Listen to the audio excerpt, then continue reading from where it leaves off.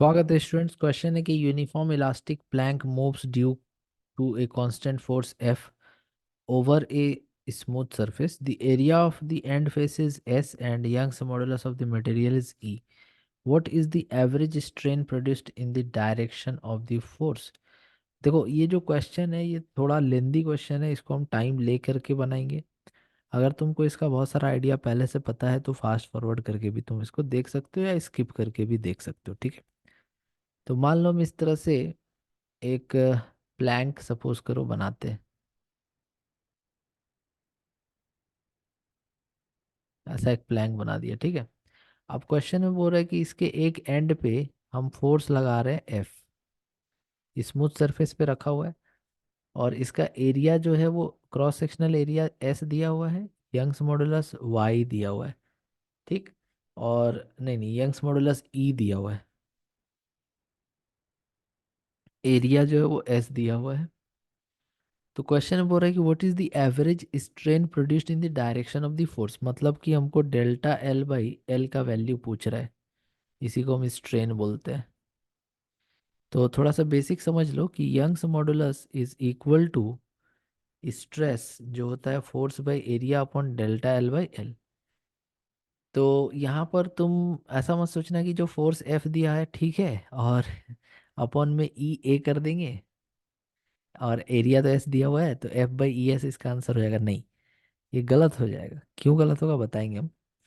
तो basic formula होता है stress by strain Young's modulus का। तो अगर हम मान लो यहाँ पे स्ट्रेस पता कर लेते हैं तो डेल्टा एल बाई एल जो है वो आ जाएगा एफ बाई ई ए। अब ये फर्स्ट ऑप्शन मत लगा देना भाई, ये स्ट्रेस है जो यहाँ पर एफ बाई ए नहीं है, कुछ और है। तो स्ट्रेस बाई यंग्स मॉडुलस, तो हम यहाँ पे सबसे मेन फोकस मेरा है कि हम किसी तरह से स्ट्रेस निकाल लें। अगर हम स्ट्रेस निकाल लेंगे तो यंग्स मॉडुलस ई दिया, डेल्टा एल बाई एल आराम से आ जाएगा, ठीक है। अब देखो, अब कुछ कंफ्यूजन मन में उठेगा स्टूडेंट का कि सर यहाँ पे तो रॉड फ्री टू मूव है, कोई रेजिस्टेंस भी नहीं लग रहा है ना, कोई रेस्ट्रिक्टिंग फोर्स भी नहीं है, तो ये स्ट्रेस कैसे एक्सपीरियंस करेगा सर। ठीक है, इसको तो सिर्फ मोशन करना चाहिए था और आगे की तरफ एक्सेलरेट करके आगे बढ़ जाना चाहिए था। स्ट्रेस स्ट्रेन का क्या सवाल है सर इसमें, ऐसा कंफ्यूजन उठेगा। लेकिन तुम एक बात बताओ, अगर क्वेश्चन में मेरे से पूछ रहा है कि तुमको एवरेज स्ट्रेन बताना है, दैट मीन्स क्वेश्चन यहाँ पे इंटरेस्टेड है, डिफॉर्मेशन को समझना चाहता है, शेप को चेंज को समझना चाहता है, तभी तो स्ट्रेन के बारे में पूछ रहा है।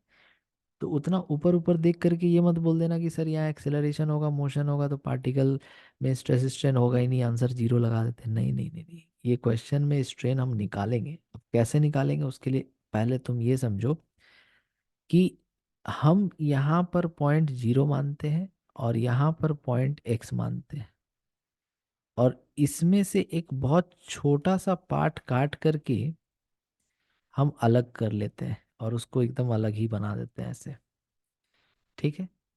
अब इस पार्ट में अगर हम बात करें कि जीरो से इधर, यहाँ तो कोई फोर्स नहीं लग रहा था, यहाँ फोर्स एफ लग रहा था। तो अगर हम लेफ्ट टू राइट जा रहे हैं तो जो मेरा फोर्स है हर पॉइंट पे चेंज होते होते होते होते होते जीरो से क्या हो गया, एफ हो गया, मतलब बढ़ गया। तो अगर हम यहाँ पर फोर्स को मान लेते हैं, सपोज करो कि टी, तो यहाँ पे फोर्स को हमको मानना पड़ेगा टी प्लस डी टी, ठीक है। अब कोई बोलेगा सर आप जीरो लेफ्ट से क्यों ले रहे हैं, राइट से क्यों नहीं ले रहे। तो हमको डायरेक्शन ऑफ द फोर्स का बात किया है क्वेश्चन में साफ साफ, तो हम जीरो से एफ की तरफ जाना ज़्यादा पसंद करेंगे, ज़्यादा इजी होगा मेरे लिए। तो इतना समझ में आया कि इस पॉइंट का टेंशन अगर टी है तो यहाँ थोड़ा बढ़ा के लिखना पड़ेगा, क्योंकि जैसे जैसे लेफ्ट से राइट जाएंगे मेरा फोर्स बढ़ रहा है। तो अगर इस पॉइंट पे टेंशन खिंचाव अगर ऐसे लग रहा है टी, तो इस पॉइंट पे खिंचाव ऐसे लगेगा टी प्लस डेल्टा टी। तो नेट फोर्स, जो नेट खिंचाव का जो इंटरनल फोर्स यहाँ डेवलप हो रहा है, वही तो रीजन है यहाँ पे स्ट्रेस स्ट्रेन प्रोड्यूस करने का। तुम स्ट्रेस का फॉर्मूला क्या लिखे थे, restoring forces by area. F यहाँ पे एक्सटर्नल फोर्स है और एफ के लगाने से इस रॉड में जो इंटरनल रीस्टोरिंग फोर्स डेवलप हो रहा है ना, in the form of tension force between each and every particle that are connected together, उसी का वैल्यू निकालने में हमको इंटरेस्ट है। तब जा करके मेरा स्ट्रेस आएगा। सिंपल एफ बाई एस लिख देने से स्ट्रेस नहीं हो जाएगा यहाँ पे। तो अब यहाँ पर इस रॉड इस पार्ट पे इसलिए फोकस कर रहे हैं क्योंकि हर पॉइंट पे टेंशन सेम नहीं है, वेरिएबल है। तो इसीलिए एक छोटा सा एलिमेंट ले करके उसका हम लिख देंगे नेट फोर्स बराबर, इधर टी प्लस डी टी, इधर टी, तो नेट फोर्स क्या हो गया डी टी। तो नेट फोर्स बराबर mass of the element into acceleration of the element. अब हमको पता है कि पूरा रॉड में जितना पार्टिकल है सब एक साथ एक्सेलरेट करेगा। तो नेट फोर्स पूरा रॉड का एफ, नेट मास रॉड का एम, और एक्सेलरेशन ए, तो ए इक्वल टू हम एफ बाई एम लिख सकते हैं। ठीक है, कोई दिक्कत नहीं है इसमें।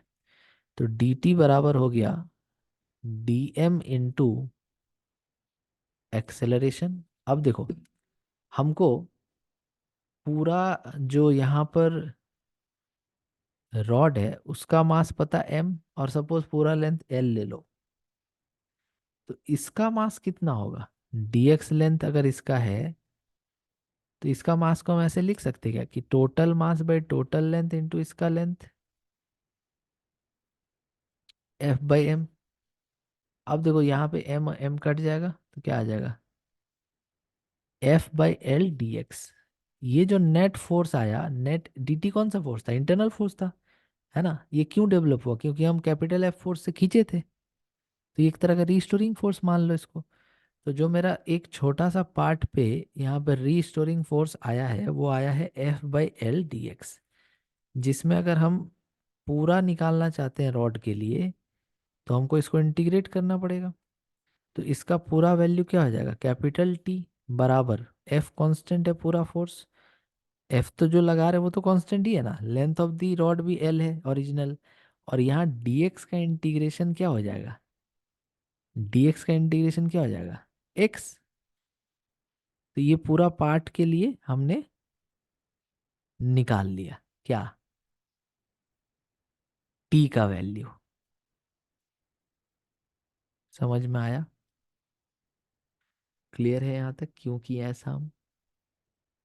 ओके, ठीक है। अब आते हैं आगे, देखो हम चाहते तो इसको डायरेक्ट भी लिख सकते थे। डायरेक्ट कैसे लिखते पता है,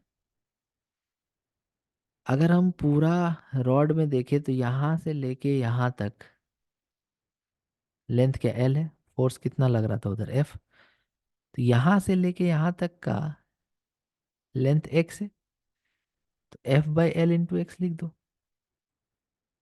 एक्सेलरेशन तो सेम है ना भाई, तो अगर पूरा का एक्सेलरेशन लिखेंगे तो एफ बाई एम लिखेंगे, ठीक है। अगर इसका एक्सेलरेशन लिखेंगे तो क्या लिखेंगे, टी बाई एक्स। तो T by X F by L equal है, तो T equal to F by L X लिख दो। समझ रहे हो, या ऐसे ज्यादा समझ में आएगा इसीलिए ऐसा किया हम।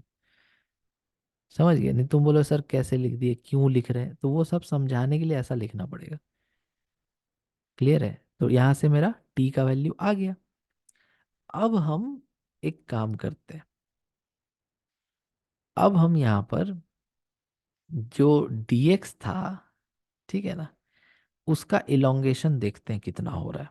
मतलब उसका जो उसके लिए फॉर्मूला लगाते हैं यंग्स मॉडुलस वाला। तो क्या फॉर्मूला था, यंग्स मॉडुलस बराबर फोर्स बाई एरिया अपॉन, मान लो इसका लेंथ चेंज हो गया dx से, थोड़ा सा बढ़ गया dx में, डेल्टा एक्स बढ़ गया, तो change in length upon original length.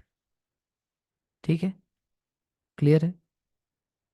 अब देखो, अब यहाँ पर हम डेल एक्स बराबर क्या लिख सकते हैं, P D X by Y S. अगर हम पूरा इलोंगेशन लिखना चाहते हैं, ये तो छोटा सा पार्ट का इलोंगेशन है, पूरा इलोंगेशन लिखना है मेरे को, तो उसको हम मान लेते हैं delta L, integration of D del X delta L. T क्या था, F by L X, D X पहले से, वाई और एस भी पहले से, और ये सब कांस्टेंट है, केवल इंटीग्रेशन एक्स डी एक्स का जाएगा।